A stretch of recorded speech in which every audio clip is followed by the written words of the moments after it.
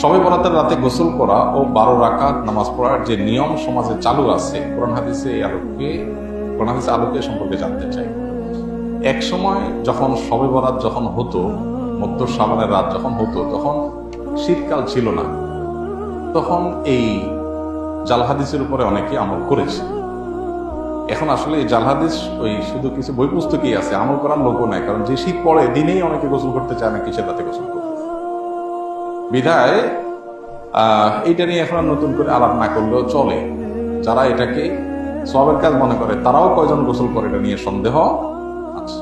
খোলাসা কথা হলো যে শবে বরাত বা মধ্য শাবানের রাতে গোসল করার বিষয়ে কোনো হাদিস নবী সাল্লাল্লাহু আলাইহি ওয়াসাল্লাম থেকে সাব্যস্ত হয়নি।